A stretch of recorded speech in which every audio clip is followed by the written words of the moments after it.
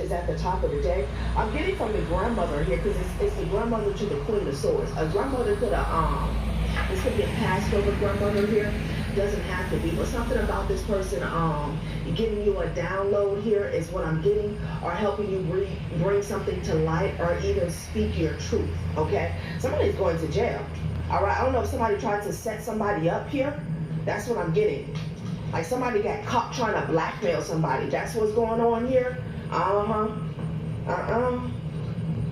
Okay, I'm hearing something about the friend zone here. Maybe you friend zone somebody here. Somebody got caught trying to blackmail somebody here with a lie. Somebody was like trying to bully you, is what I'm getting here. A dad, damn, and a sorrow sister. Okay, take this how it resonates here. Okay. Wow.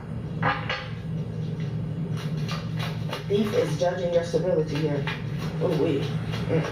Yeah.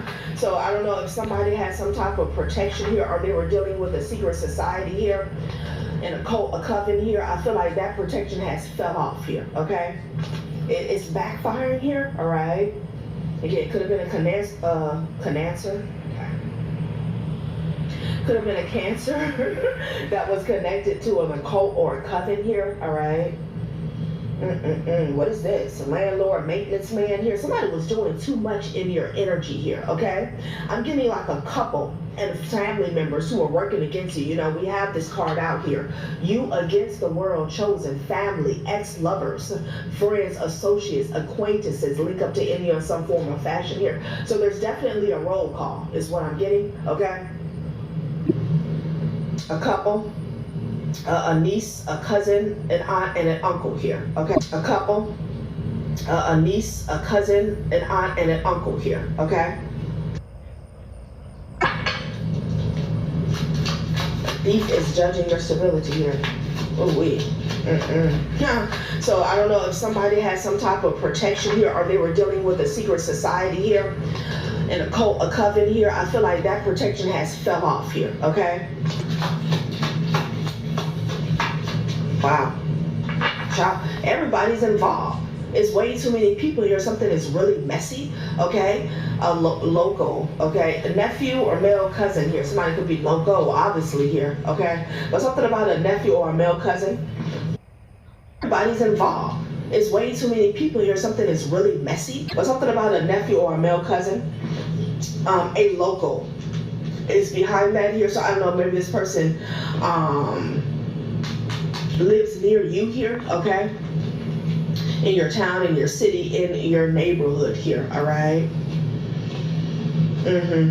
Interesting here. Let's get some more tarot, okay? Interesting here. Let's get some more tarot, okay? I feel like the truth is out.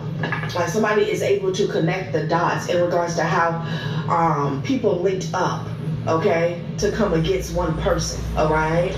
Everyone here, okay? Up, okay, to come against one person, all right?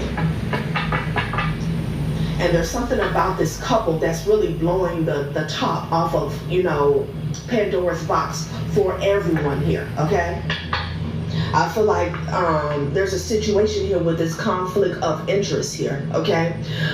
Where people, maybe these are people in the higher ups that did not know that this person was another person's lover here, okay? And they found this out, and like something really, you know, start clicking here. Or again, there could be something about parental testing here. They could be finding out that like somebody is the father here. Six of Pentacles energy here. A lot of corruption. A lot of corruption here, okay? Yeah. Somebody was paying somebody here to like open up a window of opportunity here, okay? To keep something hidden, to keep something concealed, okay? Interesting. So, okay, with the Two of Wands, they're saying that this person was at a crossroad here, okay? So in haste, they decided to pay somebody here, okay, to keep something hidden, right? Six of Pentacles to the Four of Wands here. Yeah, I feel like somebody was paying a couple here, okay? Interesting. Somebody's landlord or maintenance man could be involved. Okay. Page of Swords here. Yeah, but somebody was being watched here. Okay. And again, we got somebody watching from the tower. I don't get that. I never will. Like, Seven of Pentacles here. Like somebody's watching you to see what you gonna do. What does that have anything to do with the fact that you're in the tower? Okay. Six of Swords. Somebody, maybe they want to stop you from moving forward here. Okay. Interesting. Holy Spirit, help these demons. Okay. They are pitiful. Three of Pentacles here. Something about an investment here.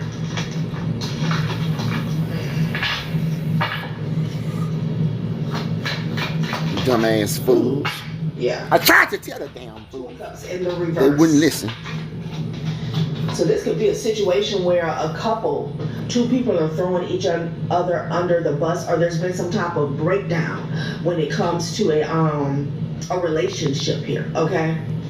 And that's causing like secrets to come out here. Yeah, Six of Swords, the Wheel of Fortune here, the Four of Pentacles here. Somebody was trying to hold back your Wheel of Fortune here, okay? They were trying to keep something hidden, something concealed that they did in the past here, all right? And a lot of people got involved here to keep this from you here, but there's been some type of breakdown in a system here, okay? That's what I'm getting. Like, break it down, Holy Spirit. Break it down. These demons, they can't keep doing what they're doing. Interesting. Break them up, Lord. Expose their evil deeds. Our sister here had it out for somebody here, okay? Strange. Yeah, somebody's at a crossroad here, okay? Dr. Buzzard. Because I feel like the law could be involved here, okay? That's what I'm getting. Father of Knives here. Somebody's on somebody's ass here, okay? God ain't gonna put up with a mess. Here. Somebody's on somebody's ass here, okay? People trying to live holy and live right, and here come these damn devils in the church. Ain't nothing but damn hypocrites. The free man here, okay? Yeah, and the Five of Coins here. You broke free from some type of impoverished situation here, okay? And maybe this caused a lot of strife, okay? And hate to be thrown your way here, okay? And maybe this caused a lot of strife, okay? And hate to be thrown your way here, okay? Yeah, when you broke free, it could have been a lover, an ex-lover that wanted to like put you in poverty here, okay? Because they were heartbroken here, you know? Empress with the Five of Swords here,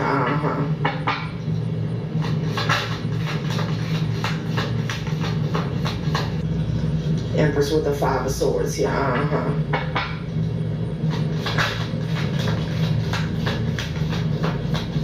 This could have started as a petty attempt to one-up you due to jealousy here because you no longer wanted to deal with somebody here, okay? But with the Four of Pentacles and the Wheel of Fortune, somebody did something that could get them locked up here, okay? What is this Two of Swords energy here? Somebody definitely wanted you to be they wanted you to be spiritually blinded here from what was going on here and weighed down here, okay? Yeah, this King of Wands that was hiding behind the moon here, okay? This person could do a lot of earth magic here. Ten of Pentacles, Seven of Pentacles here. Somebody's extremely dissatisfied. See, yeah, because Six of Knives is out here twice here because you moved forward. Yeah, and you didn't want anything to do with this person here with the Four of Cups. You could have blocked somebody from the past here, okay? It could be somebody who was connected to a society here, on a cult here. Yeah, with the High Priestess energy because you know what somebody's got going on, okay? Yeah. I sure do. So it's like since you blocked them, they blocked you here. Okay. I know everything. They just doing their own damn self. Everything is pointing to a couple, is what I'm getting here, to a basket. They're way down and stressed out.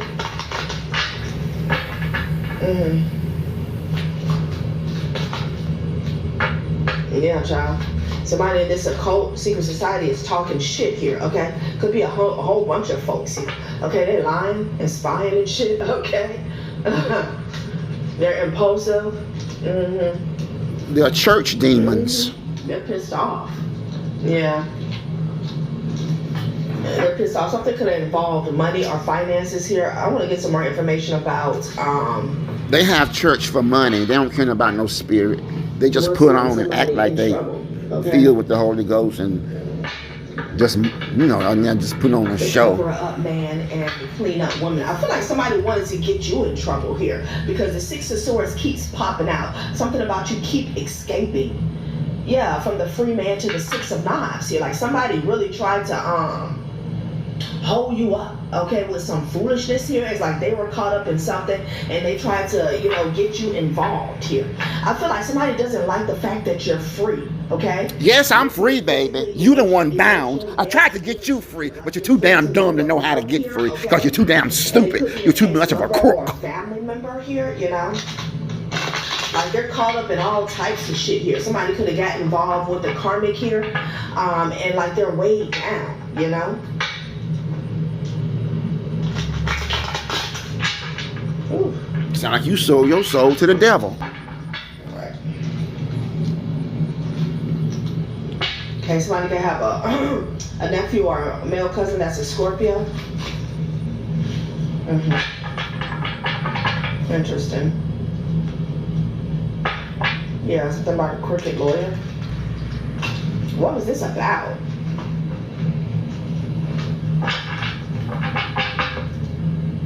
Mentally, physically, emotionally, and spiritually here. Like you're free to move about here, okay? And it could be an ex-lover or a family member here, Like they're caught up in all types of shit here. Somebody could have got involved with the karmic here, and like they're way down,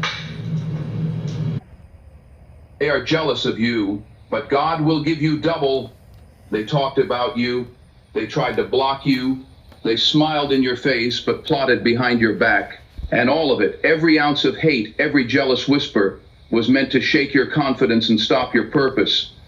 But what they didn't know is that the very fire they tried to burn you with is the same fire God used to refine you. You see, when you carry favor, you also carry weight. And that weight makes insecure people tremble. From the secret place, they don't hate you because you did something wrong.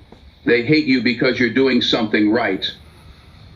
But I came to tell you today, their jealousy is no match for God's promise. You've cried in silence, stayed humble under pressure, and walked through storms most people wouldn't survive. And now God is about to reward you. Not with a little, not with leftovers, but with double. Double peace, double strength, double honor, and double blessing. Let them watch.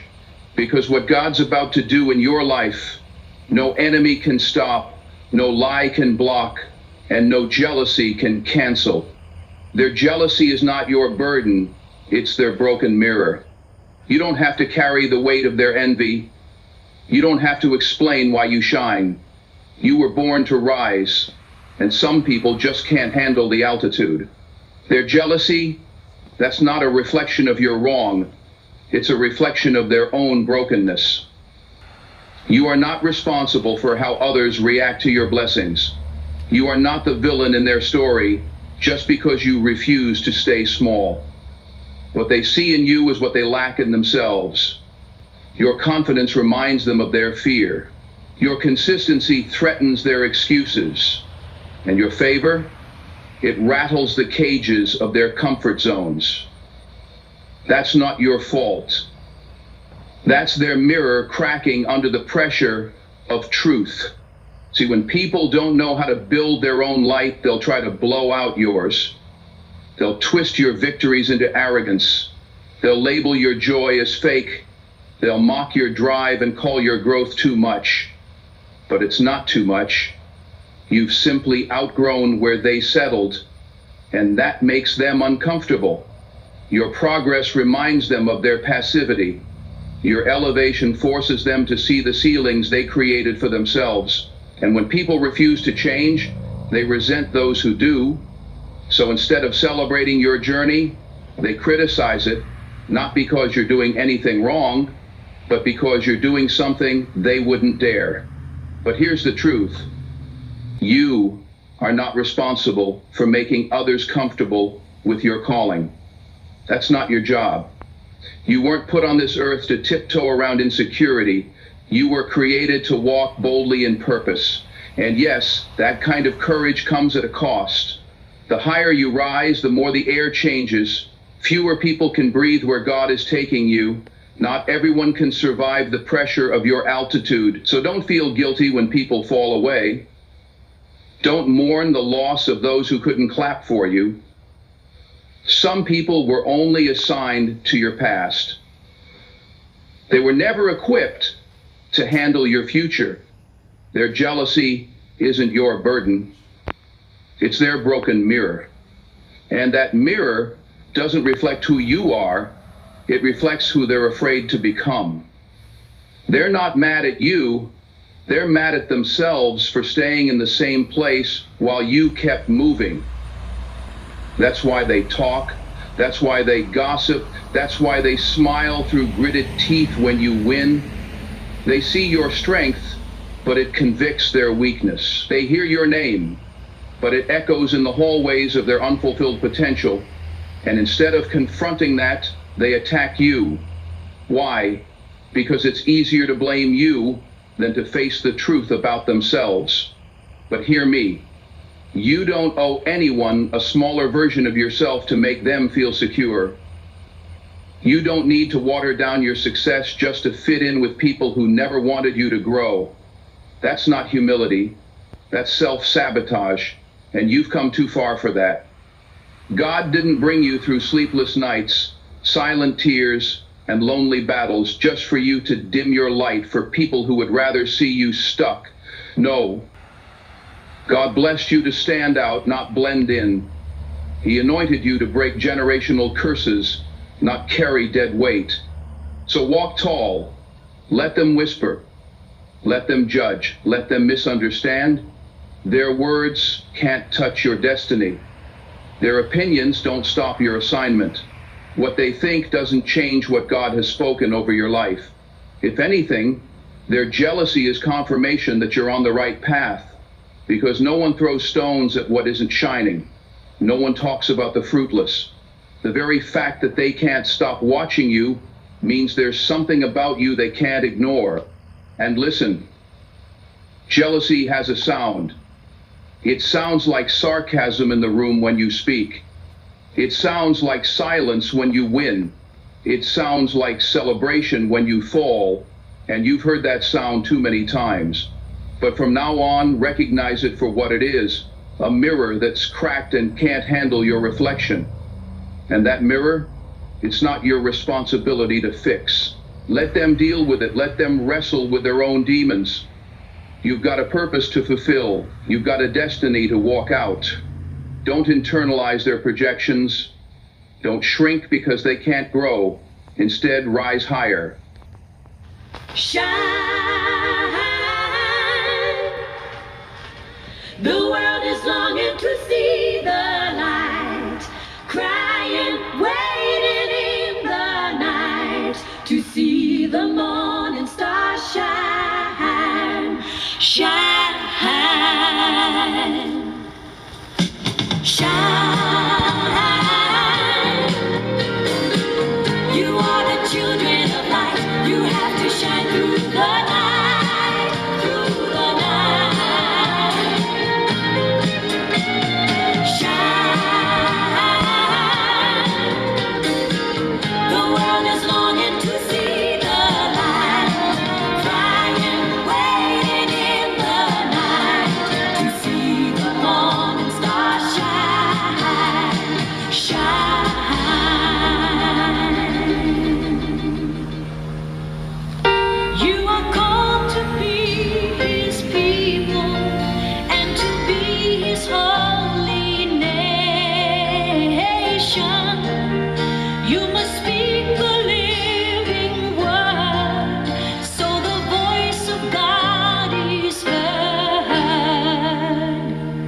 It's time to rise and shine. You are the children of light. You have to shine through the night, through the night. Oh, shine. The world is longing to see the light, crying, waiting in the night to see the morning star shine.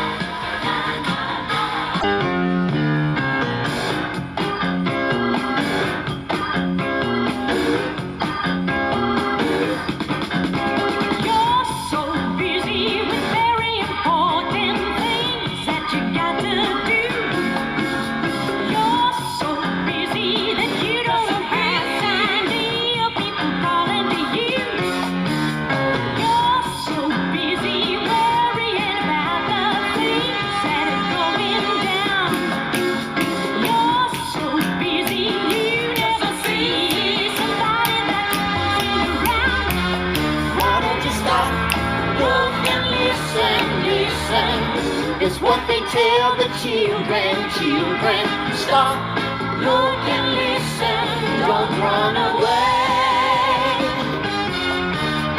Stop all your busy running, look for the people crying. Listen to what they have to say.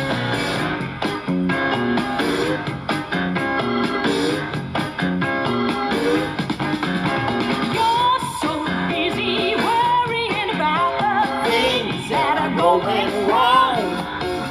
You're so busy that you don't have time To listen to the sweet bird song. You're so busy making your money, trying to find a place. You're So busy You never see the smile on somebody's face. Why don't you stop? Look and listen, listen. It's what they tell the children. Children, stop. Look and listen. Don't run away. Stop all your busy running. Look for the people crying. Listen to what they have to say.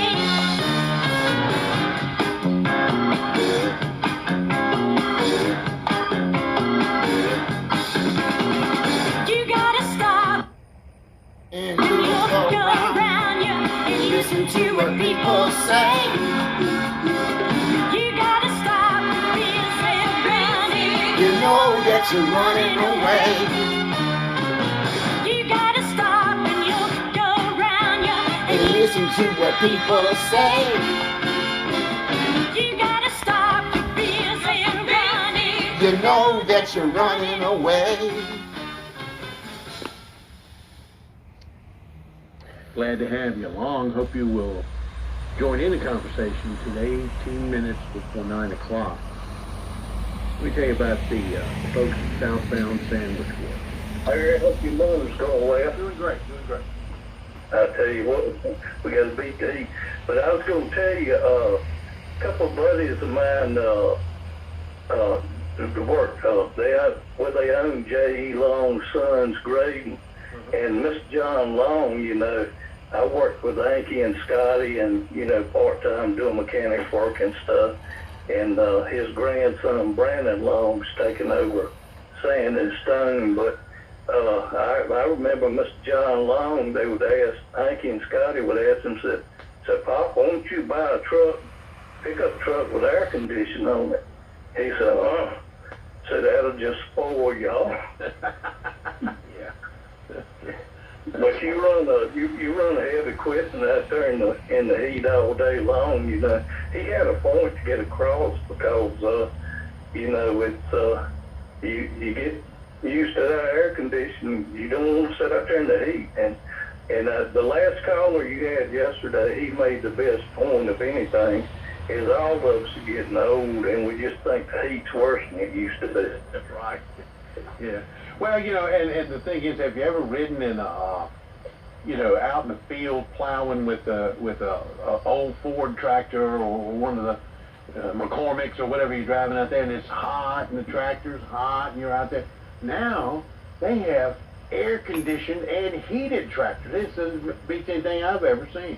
You Hey, just man. ride along like you're driving to the beach. Now they got satellite tractors that, hey, and I saw yesterday on the news that they got a self-driving tractor trailer, and the driver that drives the tractor trailer in front of it, he's the lead tractor trailer, and the back one is operated by electronics and just follows that. There's nobody in it, and that looks like a situation waiting to happen to me if something goes wrong with electronics or something. But and also I did a little research on this electric fire truck stuff that I talked about, and the electric fire truck has a backup diesel generator to charge the batteries in case it goes down. So is that not defeating the purpose, or am I got my wires crossed or You something? gotta have backup for your backup. I guess. diesel, like you said, the best thing ever happened to fire trucks is diesel. And the thing is, people, all the fire departments wanted to get rid of their gasoline-powered ones and get the diesel ones. But the thing is that now they're trying to go to the next level. And the best thing that they have, I think you're amazing for bringing this up. The best thing that they have for backup is what? Diesel. So why not just have a diesel engine? Appreciate it. Thank you. 222-9224. My father was a buyer for P-Lar law. I was on that much back.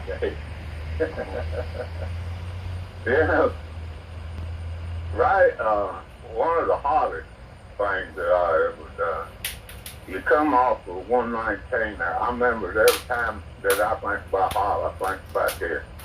You turn on the Dixie Mill Road right there. There used to be a house, a few hundred, maybe 100 yards down there, big old 2-story house. And right before the 4th of July one time, it was the week before, was knocked off. And me and my cousin were up there painting that tin roof in the sun. I think that was hot. That qualified as hot. What color were you painting it?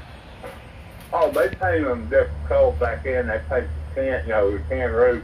They go everything from that old aluminum steel to most homes were either those green roofs. Mm-hmm. Sometimes you can see a black one, and occasionally even a red one. But that was a hot job that kind of sun. Well, what I'm saying is, whichever color, if you're painting it black, that's an unbelievably hot job. White's not so bad, but nobody painted it white. Back then they done it. The trouble was everybody wanted stuff brush painted, and they thought the heat and the sun made the bond better. I mean, it was painted with chemically. It don't. I mean, with the paint they're using back in, I don't think it would have made no difference.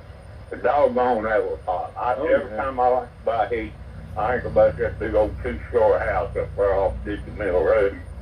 And it may still be there. It was a few years ago. But I think it's remodeled. I don't know. I hope somebody ain't climbing up our paint. Especially today. I got a class I got to teach tomorrow and Friday, so I won't be able to call in. And what I wanted to do, sir, is to respond to your question yesterday, your concern about how in the world could that gunman get into that Blackstone building on Park Avenue and do what he did or whatever the case may be. Let me quickly say this so I can get to the matter of the police. In New York, I'm not surprised that anybody could do that or do anything when it comes to just ordinary pedestrians because, and by the way, I happen to be one of them and I'm living there or whatever. We look straight ahead. It's just a habit, I guess you would say. Of course, I was taught a long time ago, do that. Don't start looking up at skyscrapers because they'll think you're a tourist and they'll have somebody pick your pocket, that kind of stuff. But it doesn't surprise me. But what I want to do is to focus on the police this morning. I've obtained some extremely interesting information to help answer the question. First of all, let me say this. Each of the 5 boroughs of New York City, I don't care whether you're talking about Manhattan or Brooklyn or Queens or whatever, they're divided into precincts. And then each precinct has its own NYPD police station that handles all the law enforcement, the security in that precinct area. And there are officers assigned to work on the streets, but it is not sufficient protection. They do have, though, patrol cars in which other officers will ride, and this kind of mobility gives them a lot more surveillance. And there can be as many as 4 or 5 officers that are riding in one vehicle at one time. Now, here is the news. The precinct where the tragedy took place on Monday night, it normally has the need for 12 vehicles like that, okay? But I'm going to have to sadly report this morning that on Monday evening, there were only 3. Now, I want to talk about the reason or whatever. You see, the difference, of course, could have a significant impact on the final result, of that tragedy, okay? So, in answer to the question, here comes the tragedy. You see, the reason why there were only 3 patrol cars in that precinct area Monday night is because of personnel recruitment difficulties.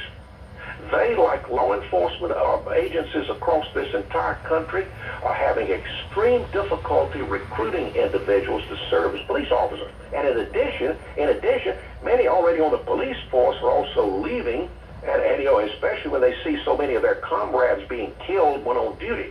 So, you know, would we be surprised at the absence of personnel? Now, do we remember, though, that following the George Floyd tragedy in Minneapolis, what happened? Defund the police. Defund the police. Coming from the leftist liberals. Defund the police. You know, these policemen, they're just thugs, you know.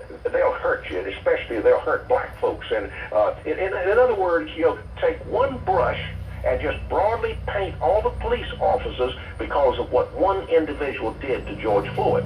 Huh, it's a whole bunch of them sorry-ass, corrupt police officers. A whole bunch of them. Especially them goddamn sorry white ones. Racist ones. Significantly reduced. Now take all of this, which is very negative advertising about the police. Take all of this and then add to it this significant increase in the violence in this country, which cannot be denied. That shooting and killing a police officer has become a regular event in this country. It's gonna be some more of them getting killed because of the way y'all treat black people. The way y'all treat black people, y'all causing this shit, so shut the fuck up. Encourage your grandchild to become a police officer when at one time serving in that capacity was like serving in the armed forces. So many saw it as a calling and they responded. I want to tell you folks, you better hear me this morning. This shortage of... Don't hear him. You better hear the truth. He's a sorry-ass racist. ...with FBI agents, Secret Service personnel, and yes, even our local sheriff will tell you about that one or whatever. Oh, he's a corrupt motherfucker too.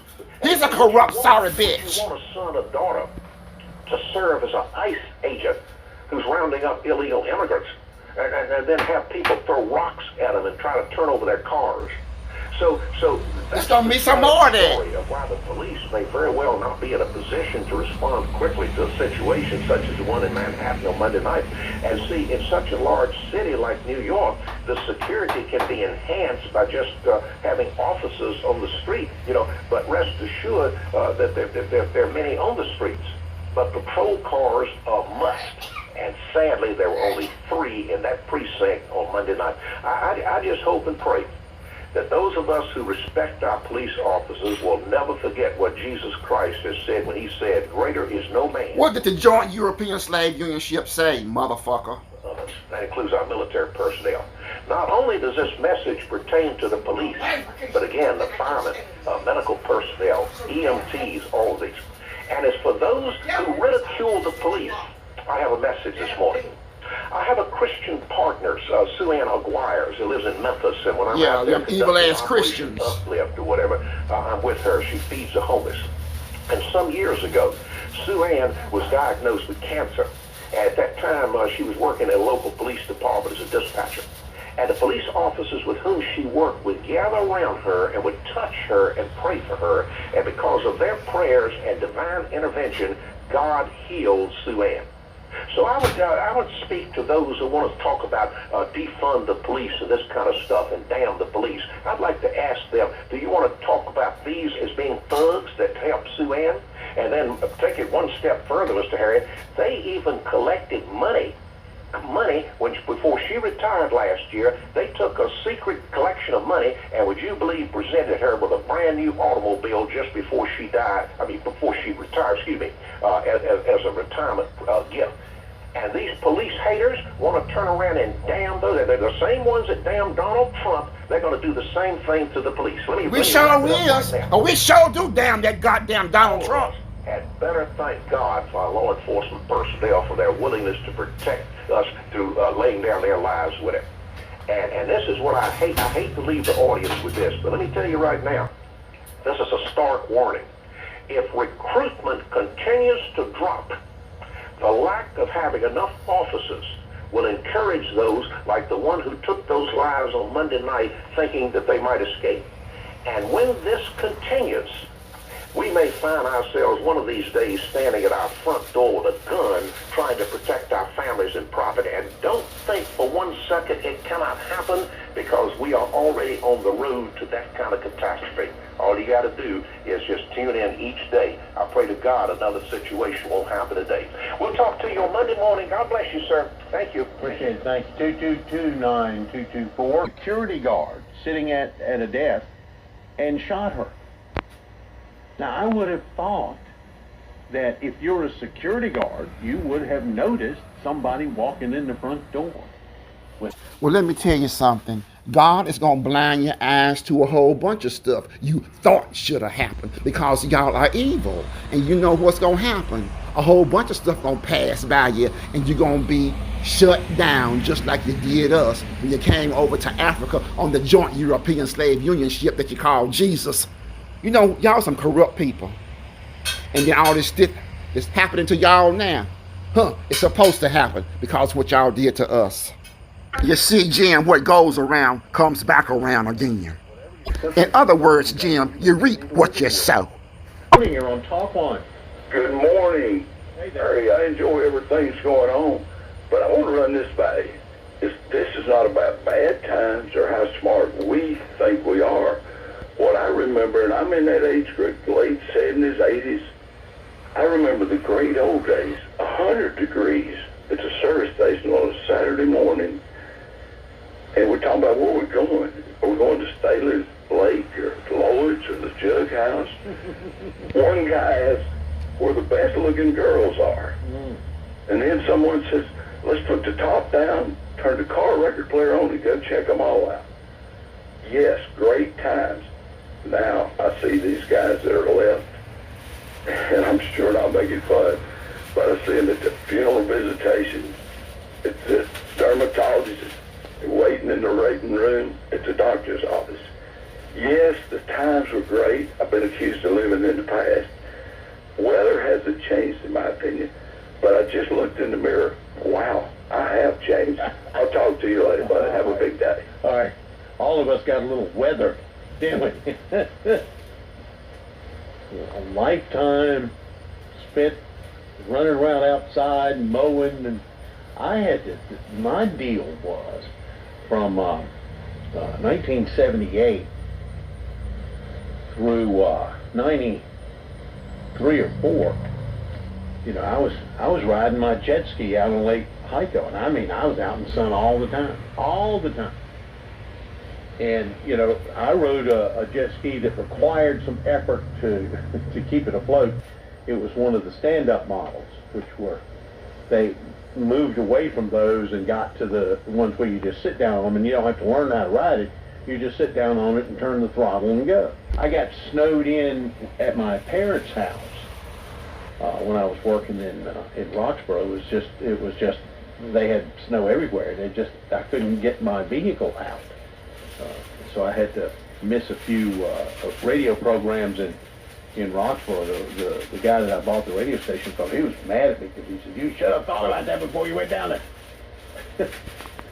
But I think that the weather has a cycle to it, and you know, we had in the old days we had the little ice age, and it went from the little ice age to global warming, and then back to global cooling, and then back to global warming, and now we have climate change. That's what they call it.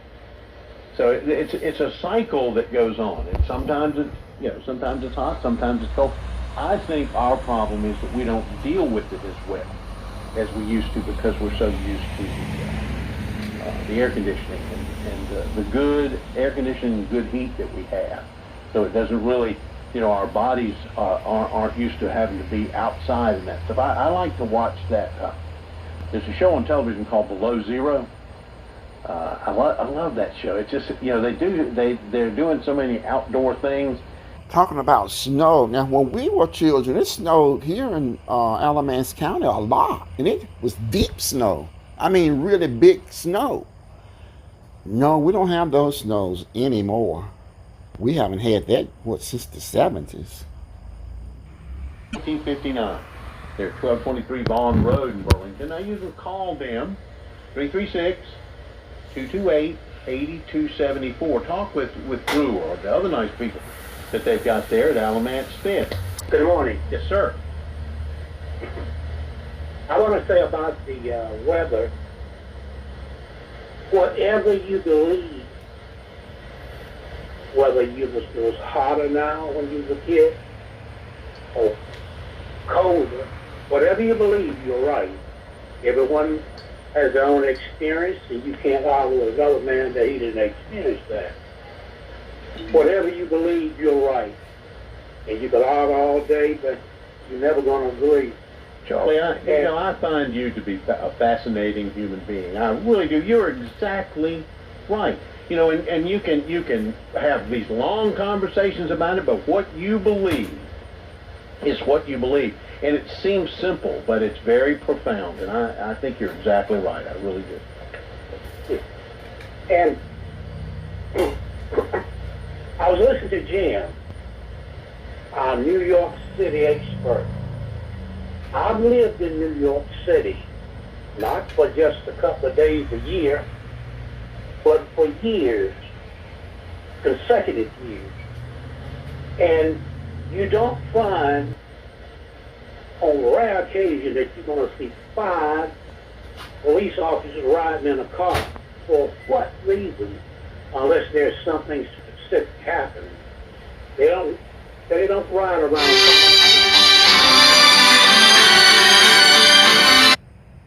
And New York City, I find, like most places in the U.S., in New York City, you got 2 cops on the block. They walk in pairs, and if there's a lot of crime in the area, you find more police. If you're downtown where this guy was, there are less police. And if you got police in a building, security guards, you wouldn't need as many police officers out patrolling the street. And there's an element of surprise. If someone gets out of a car with a gun in his hand and walks down the street, it's an element of surprise. You would not expect someone to be that bold. So people are not used to seeing this kind of thing, and they wouldn't pay any attention to it. Some people might have saw this guy and not recognize that he was carrying a firearm at all, because they was not expecting it. Well, God put blinders on things. What happened to George Floyd had nothing to do with what this guy did. God had nothing to do with it. He didn't, and the liberals had nothing to do with it. It was one man's decision, and like I said, he used the element of surprise to get there and to do that, and it happened. And the amount of police recruiting, and let me say this about police.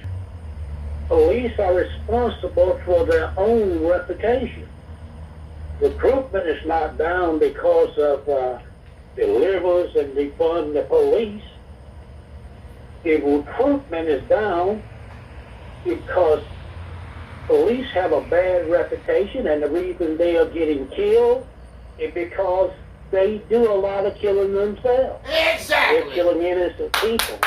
And the people are not stupid. They see people on the street and slammed on the concrete, choked, knees on the neck, treated inhumanely by police officers. Exactly. And usually they never get prosecuted. Because you might have somebody like Jim who thinks police can do no wrong. Police, in many cases, are thugs. And you can see it. You don't have to take somebody's word for it.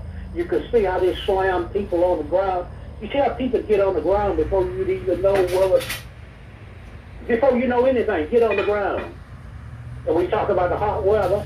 If a police driver to tell you to get on the concrete now, with your hands behind and lay on the concrete, you're never going to forget that. And the people watching are never going to forget that. Police have given themselves a bad reputation, and they are responsible for that reputation. Exactly. And that's why the recruiting is down. No, people don't want to join a force like that. In my like I say, they're responsible for their own reputation, and they're never going to get it back until there's reform. And Jim knows nothing about New York City and how to police the boroughs. Jim's a phony here again. He's the expert on New York City. When Jim gets there, he go to specific places. He go down to Grand Central Station and arrest the homeless there, like he can help them or something like that. Jim's not out on the street for the crimes that he know nothing about New York City and the way they police. Jim's just trying to impress the people who listen to this station like he is a expert of some kind. And another thing Jim does, he's always talking about his investments and long-term investments, and that you shouldn't do this and shouldn't do that. And then on the other hand, he say the last days are here. Get prepared for the end. How does that getting prepared for the end? Why would somebody invest in long-term investments if the end is near? So Jim is a walking contradiction about everything that he talks about. It's always, Jim's always bragging on himself, what he did. And what's police buying a woman a new car got to do with what happened in New York City? And there is no scientific evidence that these people cured that woman of cancer. Police don't have the power to cure anybody from cancer. If the woman was cured, it has to do with something else, not because of the police. And to say police are good because they bought this woman a car, they had a fundraiser. They didn't put the money up. They had a fundraiser to get the woman a car. What's that got to do with anything? It's got nothing to do with what happened to this person in New York City. And I tell you right now, it's more likely that that you can approach somebody with a gun with the element of surprise out in the open than you can. If the guy had to put it on his shirt, somebody would have spotted him. But the element of surprise, nobody's expecting that. It's not a crime. It's not a high crime area. And you're certainly not going to, in New York City, my experience with traffic there, a police would be ineffective riding around in a patrol car. You're not going to see anything. Because if you got a stoplight, how you going to see a guy in the middle of the block? Mm-hmm. You got to pull off and get to where he is. By that time, he's out of sight. Mm-hmm. So Jim's outlook on policing is absolutely ridiculous. Just like some of the things Jim say. All right. Day. Mm-hmm. All right, 2229224. It's a beautiful day in the neighborhood. Oh, A lot going on. There's a lot going on in the good old USA. I watched that beat down that couple, and I don't know why they was beating that couple up, but evidently they must have said something made them mad. Whole crowd was in on them, sucker punching them, kicking them on the ground, all kind of good stuff. That bunch is doing all that beating. They fine American citizens, I guess. Or they might be illegal citizens, I don't know. But the point is that that just shows you, when you see something like that, and it don't matter who's getting beat up, but it shows you them in where they was at, how they act, and they was in the right place at the wrong time to get beat down like that. Now, but there ain't nobody, the news media ain't gonna talk a lot about that because that don't push their agenda. well, I've seen it on television 30 times now on ABC, NBC, CBS, CNN, Fox, MSNBC. Everybody's showing it. I mean, it's just awful. Well, I know it just happened. It'll just be a couple day thing, and then it'll disappear altogether.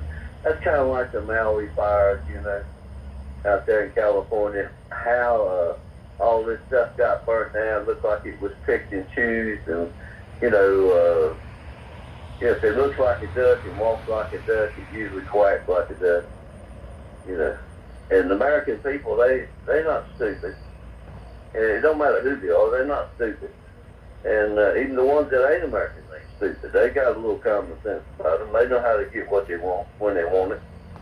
And that's what happens. You know, and it don't matter where you at. It's kind of like Obama. You know, he pushed the Russian collusion out the yin yang. And him and Clapper and Comey, and they was on Trump for a year on Russian collusion. And we know it was a fake dossier. It was fake. So here you are, you got the, they know now that it goes back to Obama, but they can't do nothing to Obama because he's got immunity. He's the one that decided to do it. He had a chance not to do it, but he chose to do it anyway. So who's going to go down? Well, Comey probably and Clapper and some of them, they might go down. Might. You know, but here they interfered in a presidential election from day one on Trump. Go back to day one coming down the escalator. You know, the thing that's interesting to me about that is they are now accused of the very thing that they accused Trump of. Well, exactly. Exactly. And I think that has happened over and over and over again. The very thing that they said, the very thing that they said you were doing is what they were doing too. They were already doing it. You weren't, but they were. You can't say, I know, Harry, but you can't say anything against a Democrat. If you bring something up that they done wrong, you can't talk about that. Oh, I just did. You can talk about it. That's what's wonderful about America. You can talk about it. You can. Oh, you better not say nothing about them sorry-ass Republicans. They know they sorry. They said that. The Democrats said, look, you can't say nothing about what we're doing. But that doesn't matter what they say, because you can say something about it. We're allowed. That's how this all came out. Sometimes it's like, you've heard the old saying, you don't want to watch laws or sausage being made. Sometimes in Washington it drags on and on and on, because on one side there are powerful people who don't want it to come out, and on the other side there are powerful people who do. And when the powerful people on either side have the power, then things come out. And that's what's happening right now. We're bringing out things, only in America. This is the way it works in America. And these are the things that are coming out. And if they're proven, then there be some people that will probably get punished. Well, we got a lot of bad people. We got a lot of bad people that they like money. Did Obama, when he left office, did his bank account grow from the time? Well, you get paid $1 million to a speech, or 500,000 or 100,000 a speech. Yeah, your money can go up. That's nothing wrong with that. It went up to, what's he worth now? 45 million or 35 million, something like that. He's not as wealthy as Pelosi, but. He's on up there, but everybody, all in Democrats, when you pull up their names and how much money they worth, it's big money.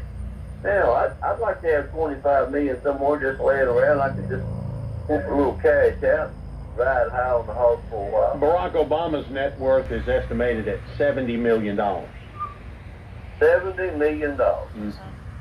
Well, and what kind of business does he do? What business is he in?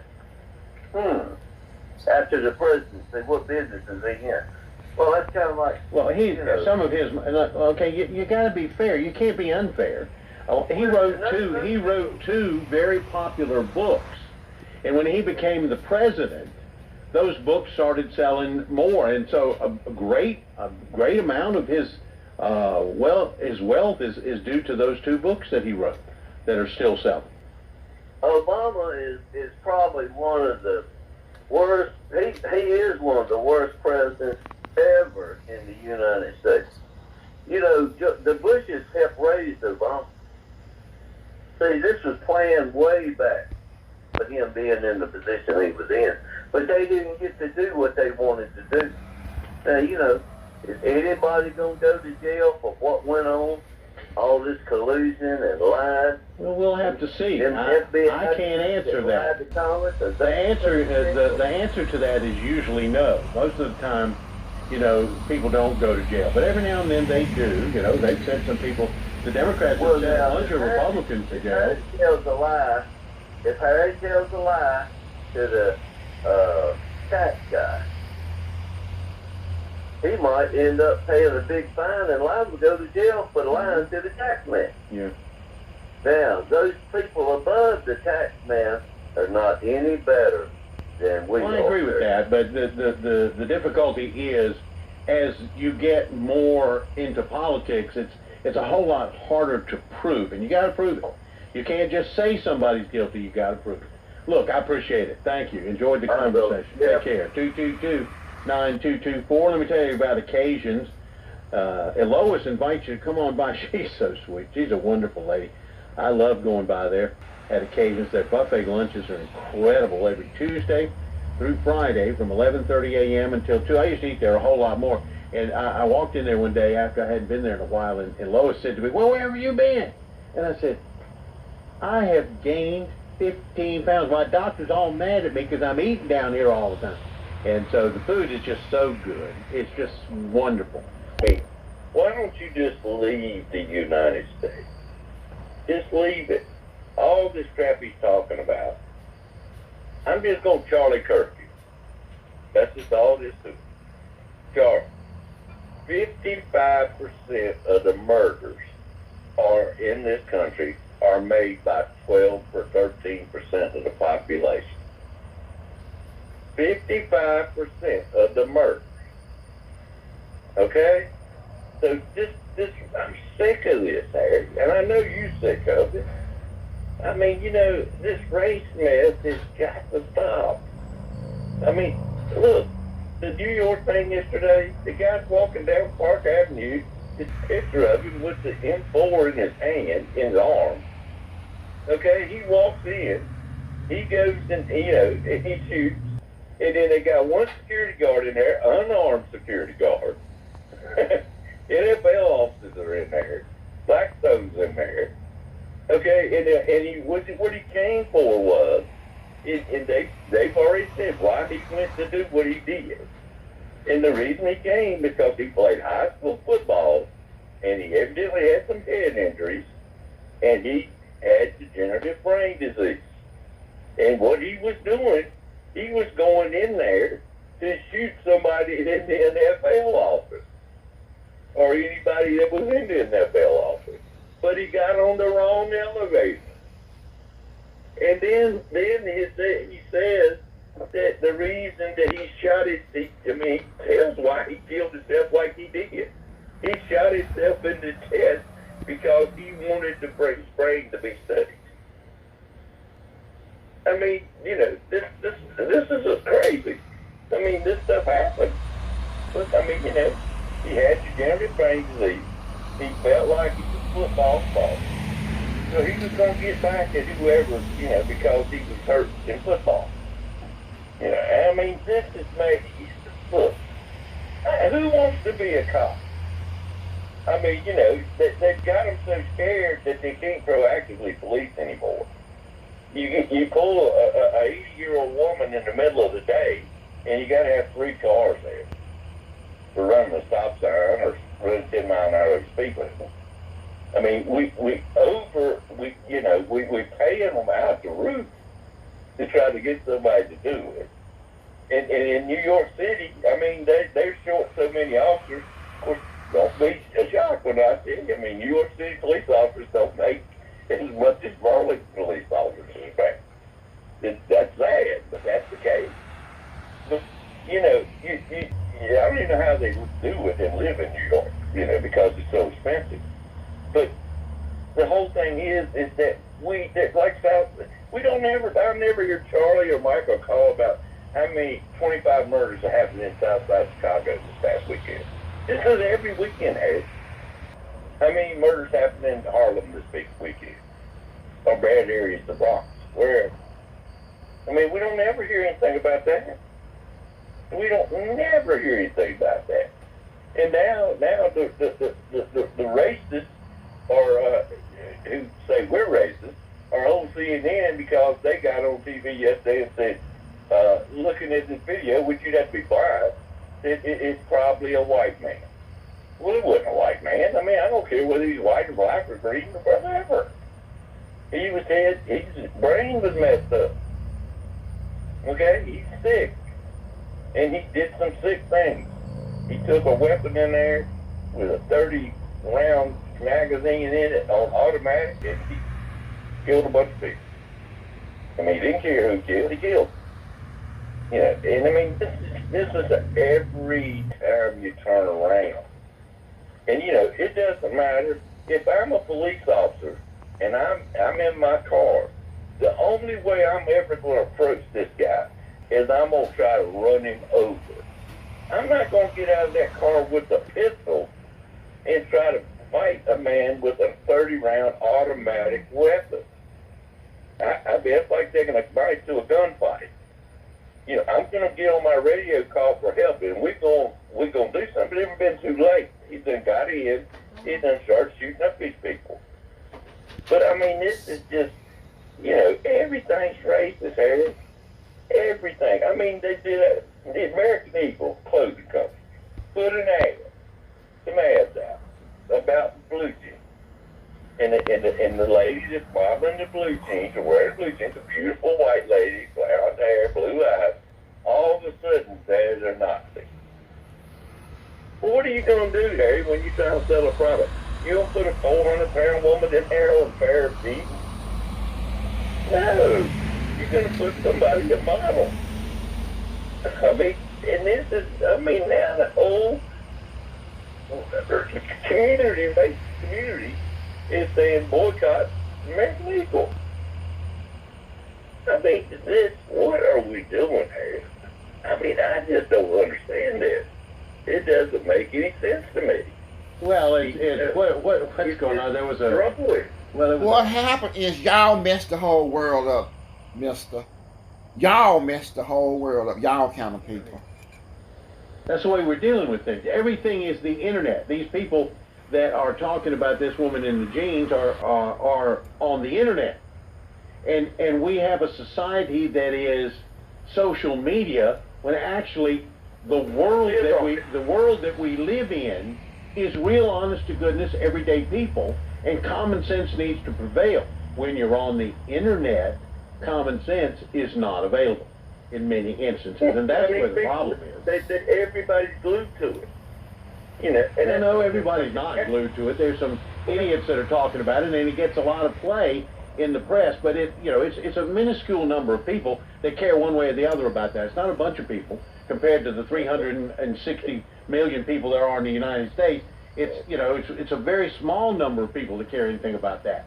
But because of the internet, it gets personified and made like it's a big deal when it's not. Well, and you don't even know if it's real because most of the stuff on there.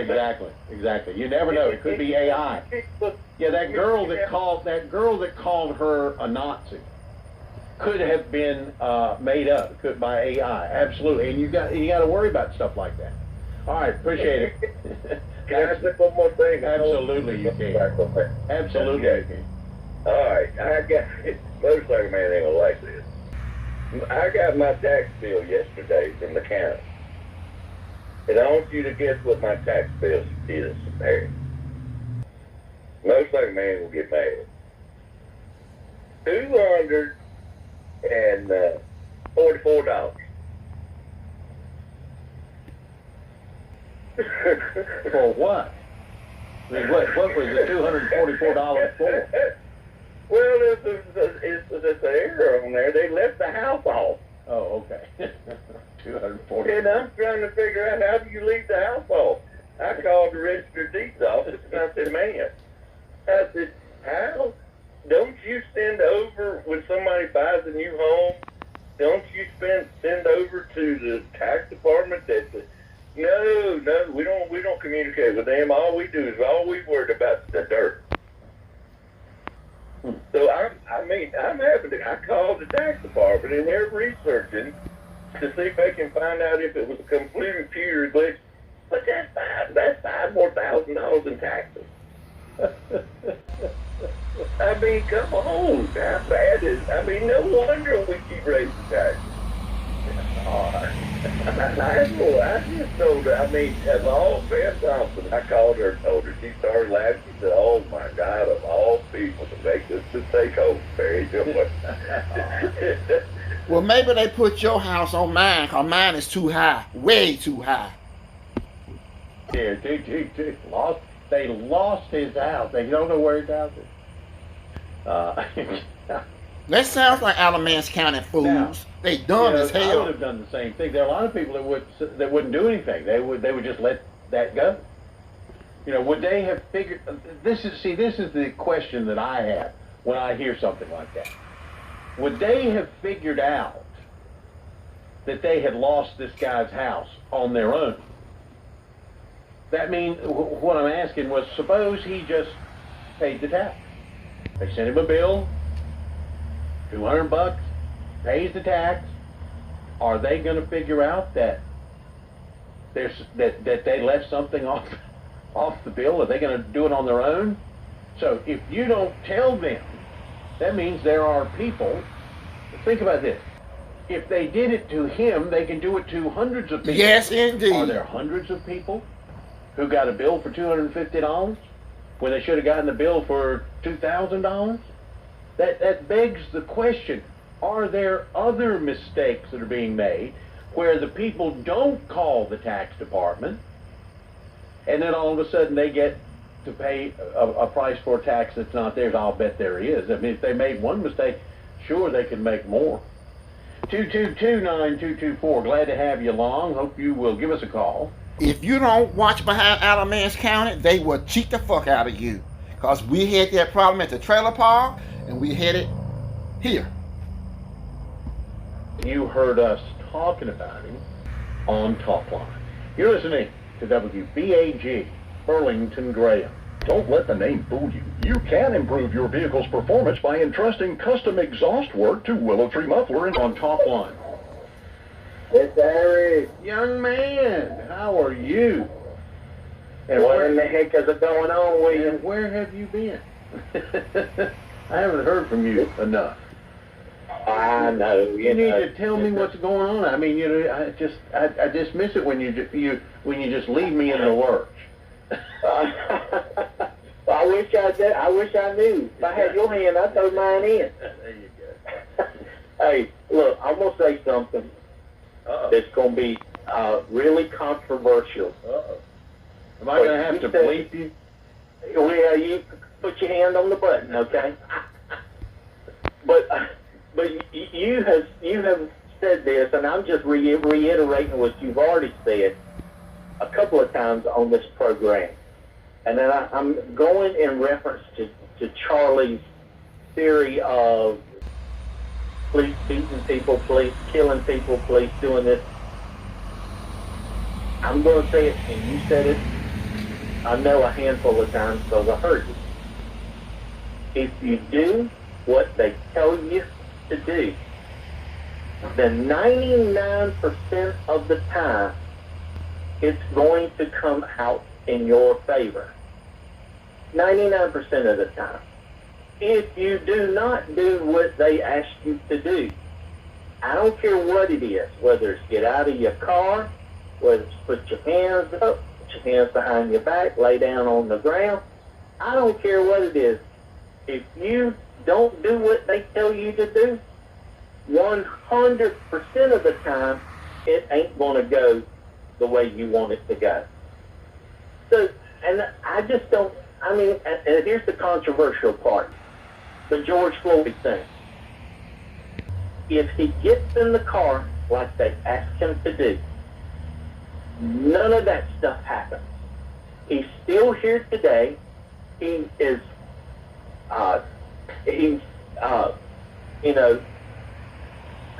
he's laughing, cutting up, calling talk lines, just like the rest of us.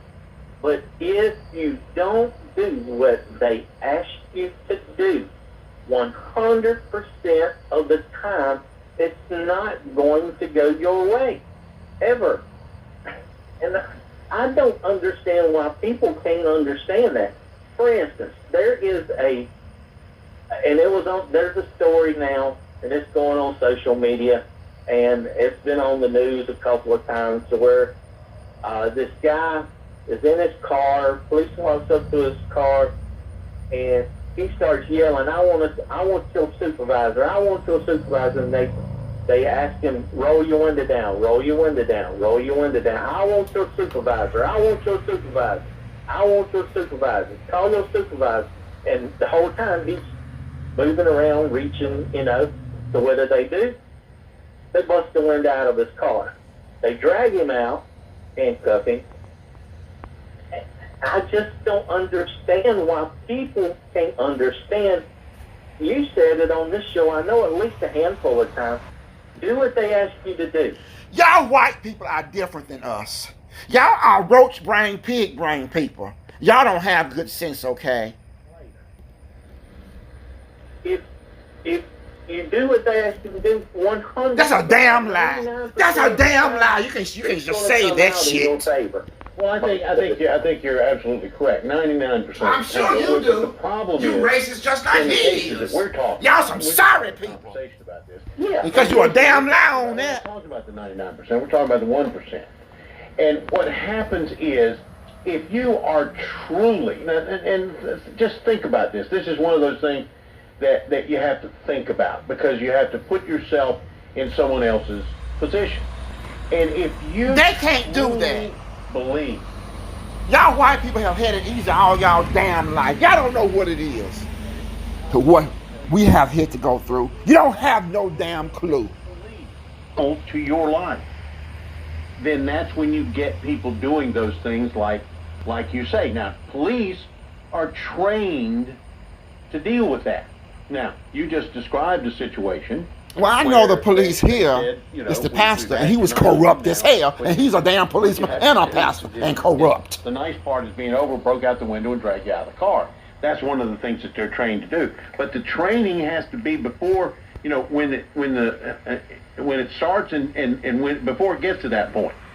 That's what many of the people that are concerned are talking about. Now, I'm not saying that's a problem. I'm saying that there are people that think that it is, because I truly believe if this person who was saying, I want to see your supervisor, had stepped out of the vehicle and said, I want to see your supervisor, and they followed what they said to him, he would have ended up seeing the supervisor. I doubt that. Did you see them cops? You could look at them and tell what kind of people they were. It's that 1%. It may even be less than 1%. Where people are afraid of, literally and seriously. Conversation today about the failures of whiteness for white people.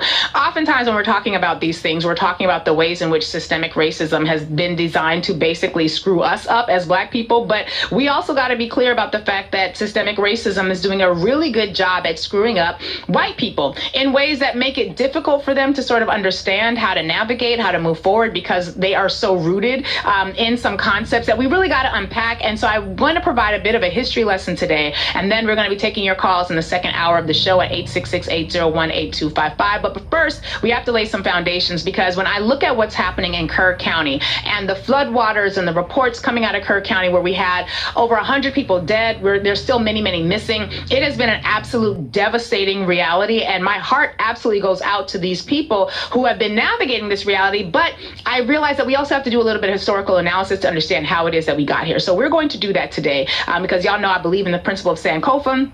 And Sankofa is that African principle that basically says you got to look to the past to understand where you're at and where you're trying to go today. And so we're going to do a little bit about that. Now, it's important to remember that whiteness as a concept, as an organizing concept, is a fairly new concept, historically speaking. It did not exist in any meaningful ways as an organizing principle really prior to the 1600s. And in my podcast, Larry Breaks It Down, which comes out every day at 2 p.m. and then 6 a.m. For 2 different episodes each day, we have had a number of conversations with a brother by the name of Dante King. He is excellent at describing these concepts. And so if you want more understanding as to the nature and the history and the organizing structures of whiteness, I encourage you to go to the podcast to take a listen. But we learned through those conversations and through the texts that Dante King has written, among others, that European Americans really began first referring to themselves as white in the mid 1600s. And that was really an effort of describing like who could and could not be enslavable. And it was a way of determining the rights that the non-enslavable class would have over the enslavable. And so white people began, I think it was 1649, I think it is. Don't quote me on the number. It might have been 1662. I gotta go back and look at my notes. But basically, around the mid 1600s, we see for the first time white people, Europeans, I should say, European Americans, using the phrase white in their legal structures, in their laws, and in their legislation. And again, they were using the word white as a way of distinguishing who had power in the society and who did not. And so that's when we began seeing the concept of whiteness really as an organizing principle. And frankly, it was a pretty cool trick for the rich white people because they had spent decades prior to this moment really trying to convince poor white people to be good farmers. Now, poor white people were coming from Europe. They were using a system known as indentured servitude. Some of you kind of may remember learning about this in school, for those of you who went to schools that actually taught things. But they were basically Europeans, poor whites, would come to America through a system known as indentured servitude, where they would sign a contract and work for, 5 to 7 years. And then after the 5 to 7 years of working in the new land for the wealthy European landowner who had gotten there before them, they would be freed from their indenture, having completed the terms of their contract. And then they would often be given a pot of land and a bucket of seed so that they could farm and become landowners in their own right.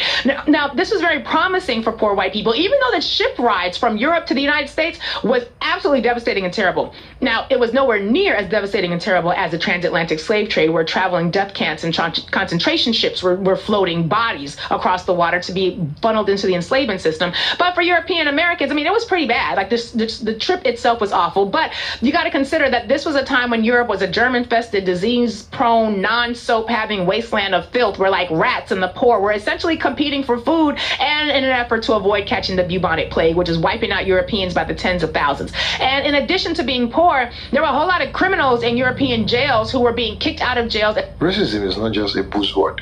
It is the invisible structure shaping life in America. It is the reason why white people can benefit from the system, even without trying, and why black people are forced to fight tooth and nail for basic survival. I was sitting here and listening to what people were saying, and I go down to the theater and Graham's pretty regular. I like the big screen. But they got this little promo that comes out, and it's our great Alamance County Sheriff. And he gets up there, and it's just like he talks to you when you go down there to talk to him. He looks you right straight in the face and tells you 2 things: comply and then complain. You've always got rights, and you don't lose those rights until the moment a police officer puts you under arrest, and then you don't lose them entirely.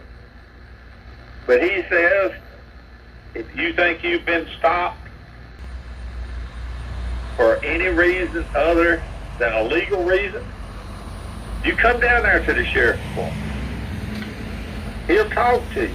He will. And he'll look into it. And he won't whitewash it. Oh, that's what I need to do then. Go down there and ask him why he put a hit on me to kill me for telling the truth.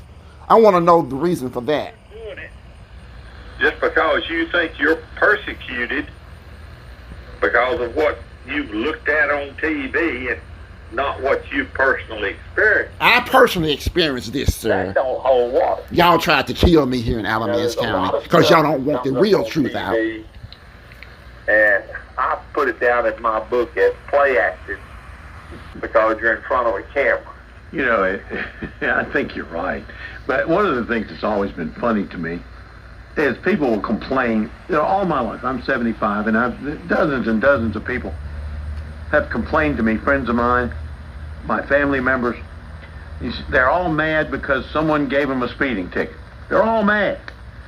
Or somebody gave them a running a stop sign ticket or you know, whatever. They're all mad. I always ask the same question. Were you guilty? And they say, yeah, but they shouldn't have been, you know. And so the thing is, when the sheriff, the first question the sheriff is going to ask you, did you comply? Because that's what happens most of the time. People resist.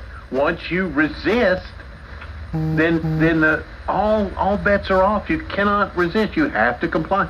And if somebody is treated you badly, you follow through and complain. That's exactly right. But I think it's always funny to me when people, most of the time you say, well, did you comply? And they go, well, no, I argued with the policeman. Well, that's why you're here. And when they got to the new land, it was also a challenge because just like today's poor whites, sort of seen as your ticket out, indentured servitude was like the basketball wrapping track out of the European ghettos. And so a lot of poor whites was like, what I'm going to do is get on these ships, I'm going to go be an indentured servant, and I'm going to get access to this land. And when they got to the new land, it was also a challenge because just like today's poor whites, these poor white, uneducated, and criminal class of white ancestors did not know how to read, they did not know how to do math, and most importantly for these purposes and for the purposes of this conversation, they didn't know how to farm anything. They couldn't grow nothing but pestilence and lice. And so they were really bad on the actual land. And so wealthy farmers who had already tried to enslave the indigenous, which was very unsuccessful, they began then turning away from indentured servitude and embracing the transatlantic slave trade. Because farmers today who basically, because right now we got entire farms where they are saying, we need you to come volunteer. We need you to come. They are asking nurses now. They're asking nurses in rural America as a part of their HR profile and going up the clinical ladder. They're saying, if you go pick some blueberries, because we got all these blueberries, ain't nobody here to pick the blueberries because the migrants and the immigrants ain't no longer here. They are doing everything they can to get white people to come out into these fields. And it's as bad now as it was back then. Take a listen to this clip. I'm not being hyperbolic. I'm not being disrespectful. It just is what it is. Take a listen to these farmers talk about how hard it is to get white people to come out and work in these farms for any length of time. Take a listen. Keith Smith says most immigration workers left after the law took effect.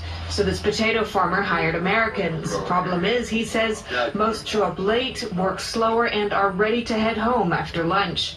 Some even quit after just one day out in the field. There's a Hispanic man that works for us, and I say, you know, he's 52, and he'll make anywhere from $70 to $100 a day. I said, if you can keep up with him and do a good job, you can make that.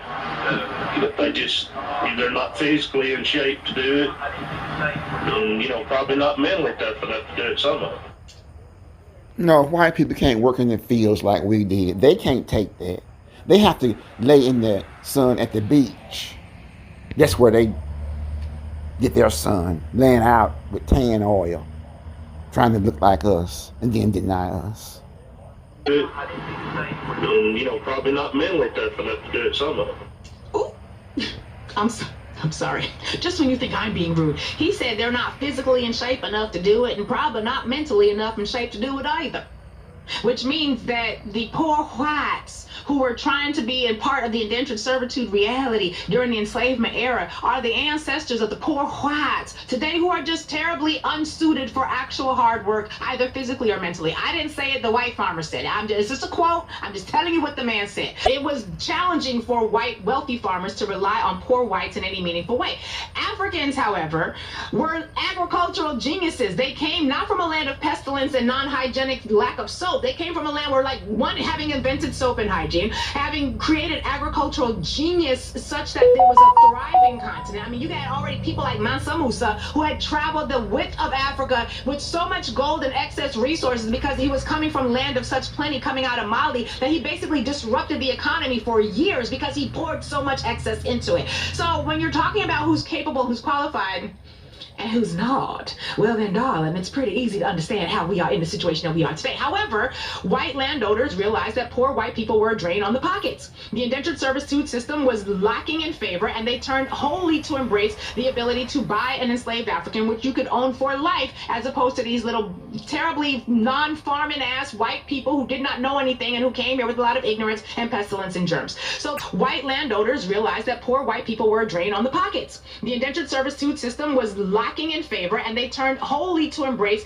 the ability to buy an enslaved African, which you could own for life, as opposed to these little terribly non-farming ass white people who did not know anything and who came here with a lot of ignorance and pestilence and germs. White landowners realized that poor white people were a drain on the pockets. The indentured servitude system was lacking in favor, and they turned wholly to embrace the ability to buy an enslaved African, which you could own for life, as opposed to these little terribly non-farming ass white people who did not know anything and who came here with a lot of ignorance and pestilence and germs. So they had no jobs, they had no land, and they had no skills.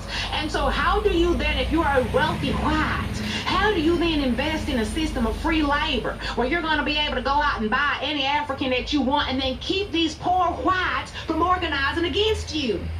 And this was a big deal because poor white people and black people had found that, whoa, we got a whole lot in common, because like you poor, I'm poor, you indentured, I'm enslaved, or I'm freed and or I was never enslaved, I just happen to be here as a free black, because that also existed. And you had situations throughout history where poor white people and poor black people began collaborating, and that scared the shit out of wealthy white people. One example in particular is the Bacon's Rebellion, which is a story that I've talked about a lot on this show. I'm not going to necessarily do it right now, but basically this was a moment where poor white people and poor black people, some who had been enslaved and now freed, were basically organizing, and they organized the militia under the leadership of Nathaniel Bacon, a white man who was upset with the governor of the colony of Virginia. They almost overthrew the entire colony of Virginia, and this was a point where the colony of Virginia was like 2-3 times the size of the state of Virginia right now, and that's how effective they were at organizing, because they had shared interests.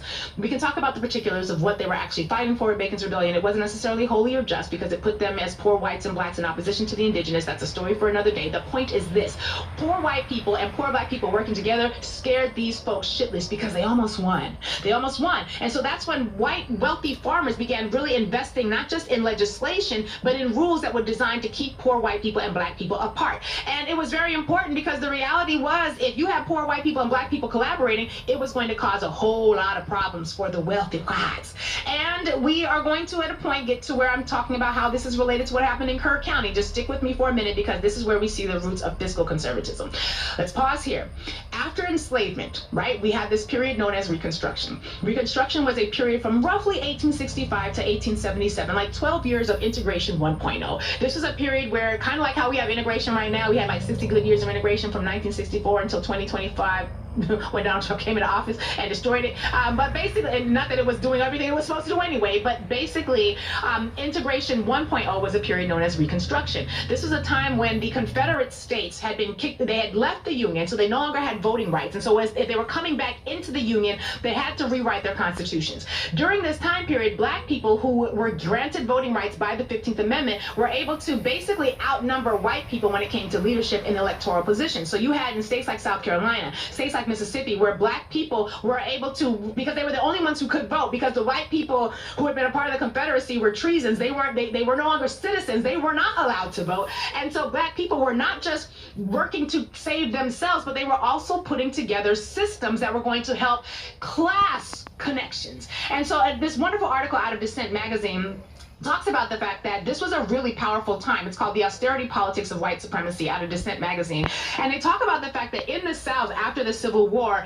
under the protection of the federal troops and the radical Republican Congress, because this was back in the time when the Republicans were not the white nationalists, the Democrats were, which is why when people are saying the Democrats were the party of slavery, bitch, we know that, we don't care, because whiteness is not, and white supremacy is not limited by a political party. It's a governing philosophy. It's an identity. So it's going to show up in Democrats, it's going to show up in Republicans, it's going to show up everywhere. They act like it's a flex, like we all know history, but they don't know history, so I guess it is a flex for them.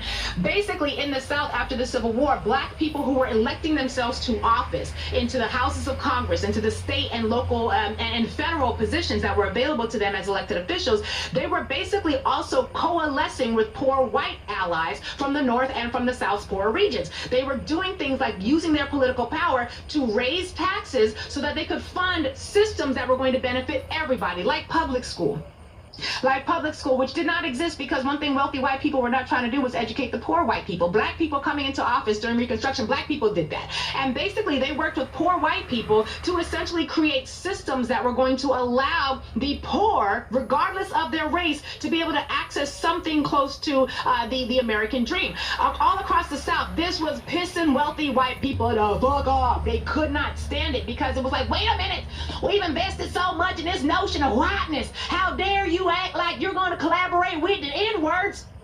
I almost said it. I almost said the N-word. Child, was too much in character. I almost said the N-word. Basically, the wealthy whites was like, how dare you poor whites be working with these N-words? Who do you think you are? You're white. You ain't supposed to do that. And so because the black people who were in leadership at this time were raising taxes, using their elected legislative power to raise taxes on the wealthy and the middle class so that they could fund these sorts of systems like healthcare systems, like public school systems, this is where we see the roots of fiscal conservatism. Because what essentially began happening was that the wealthy whites began developing a two-part strategy of opposition. You can see all of this in the Dissent magazine article. They basically said that poor white people and the N-words who they are collaborating with are stupid. They're stupid because they're raising taxes and they're spending too much goddamn money.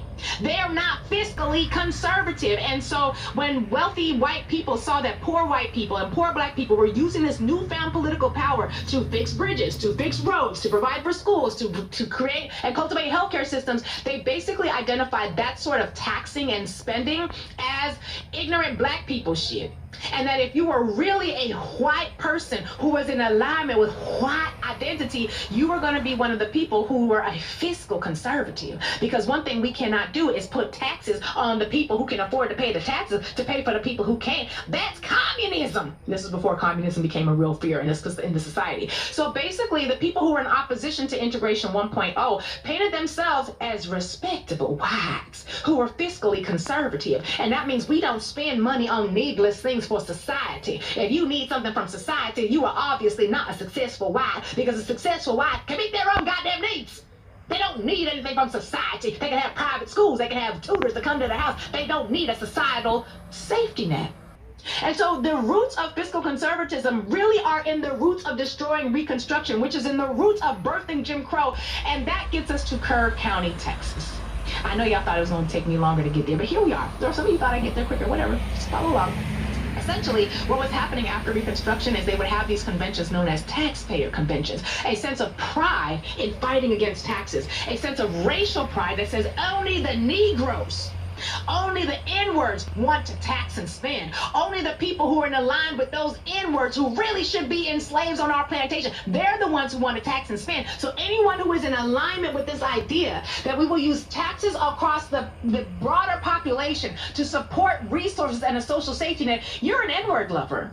That got started in Reconstruction. That's not new. This is a Reconstruction era approach to redefining what whiteness was going to look like. And so when I began reading about what was happening in Kerr County, I was reminded of what W.E.B. Du Bois discussed in his book, Black Reconstruction in America, also cited in this article from Dissent, where he says that, quote, the fact that poor men were ruling and taxing rich men was the center of the corruption charge made by wealthy Southern whites against the Reconstruction government. Basically, W.B. Du Bois was talking about the fact that they said essentially to tax rich people, to make them pay for things that poor people cannot get on their own, it's corruption. It's corruption. This is where we get the roots of today's fiscal conservatism. Now, what does this have to do with Kerr County and the fact that over 100 people have died in these flood waters, and the fact that we now learned in the aftermath that they didn't have the warning systems that they needed? They knew that they just had another deadly-ass flood in 1987. They've had repeated deadly-ass floods in this community and have tried, the white people in Kerr County have tried to get access to government funding to pay for a warning system, something that's going to allow them to be able to have access to the resources to know when the floodwaters of the river were rising. Because the Guadalupe River, and the irony of the name of this river, considering what's happening in this country today, the Guadalupe River, seriously? Moving on. They knew that they needed a warning system. They had submitted multiple applications to the state of Texas for a warning system. They had been rejected on a whole host of reasons. And what we learned from this article, and this is an article from the Texas Tribune, and the article is entitled, "Did Fiscal Conservatism," hold on, let me get the title of the article, because we got to make sure y'all got the citations. We want to be educated in this space. Yes, here we go. "Did fiscal conservatism block plans for a new flood warning system in Kerr County?" The answer is largely yes. And so what we learned in this article is that when it came time to pay for the installation of a warning system that multiple previous floods had clearly demonstrated, previous deadly floods had clearly demonstrated that they were going to need, there was some fiscal conservatism that worked against their best interests. According to the report, quote, "In the week after the tragic July 4th flooding in Kerr County, the same day that the Republicans at the federal level were celebrating the passage of the big bitch-ass bill, which was going to undermine any of the state's ability to do any of this for themselves anyway. But in the week after that tragedy, several officials have blamed taxpayer pressure as the reason flood warning sirens were never installed along the Guadalupe River. The public reeled at the cost," said Kerr County Judge Rob Kelly. He told reporters after the rain pushed the river up 32 feet, resulting in 100 deaths in the county as of Thursday. A community that, quote, "overwhelmingly voted for President Donald Trump in 2016, 2020, and 2024. Kerr County constructed an economic engine along the allure of the Guadalupe River. Government leaders acknowledged the need for more disaster mitigation, including a $1 million flood warning system that would better alert the public to emergencies to sustain that growth, but they were hamstrung by a small, tight-fisted tax base." And the article goes on to describe all of the community commissioners' reports that they had had. They had had a lot of conversations and hearings about getting access to this funding, and they could never come up with the funding on themselves because fiscal conservatism, as a function of whiteness, says we don't pay for these sorts of investments in the broader societal need. We don't do that because that's not fiscally conservative, and we're white fiscal conservatives. So even though they had had multiple experiences of death as a result of not having a warning system, they were also a part of their whiteness, not willing to invest in doing something that was going to benefit all of them because their notions of community are fucked up.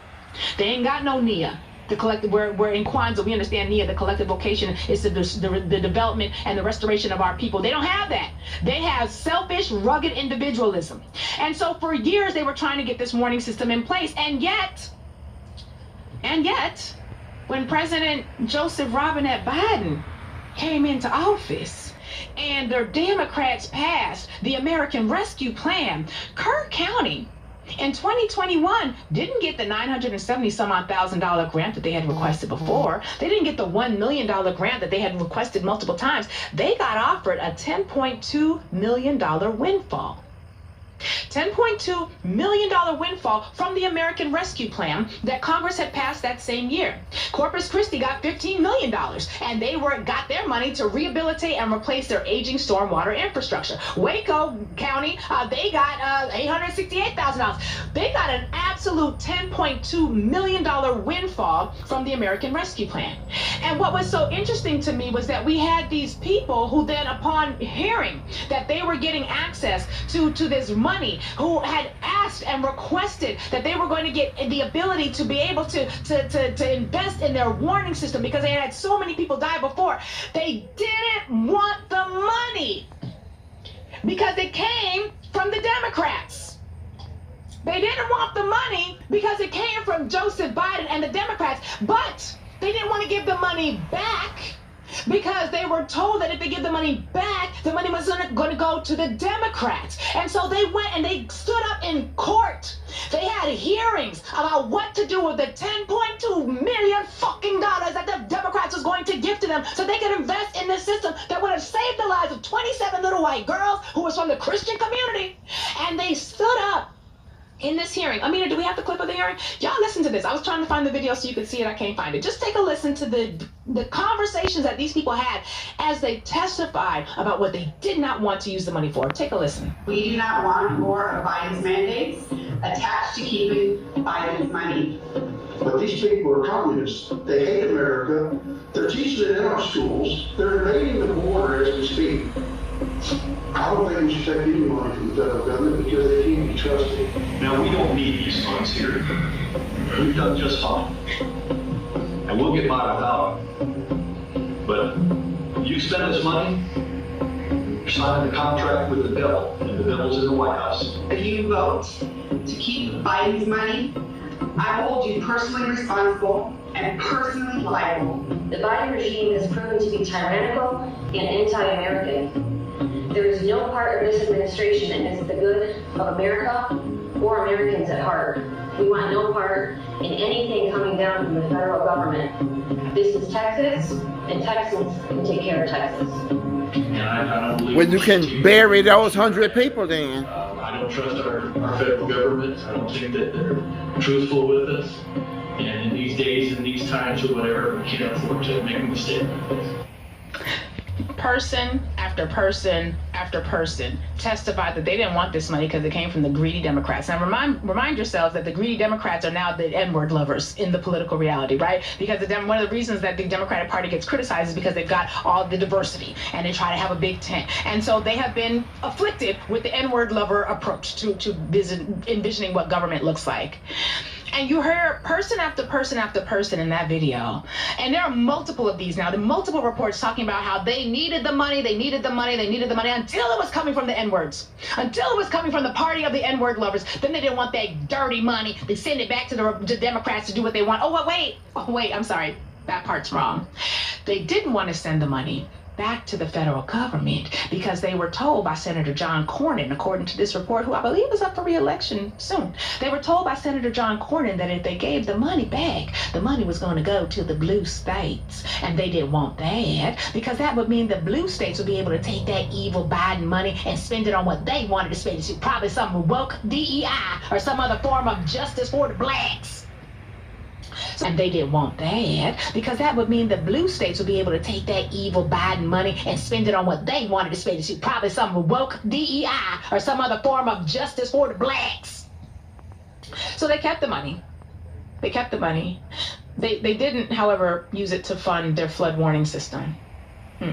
No, a flood warning system that they had requested more than 24 times for help with since 2016. That's not what they spent the money for. No, they spent the money on policing. Well, let the police have it.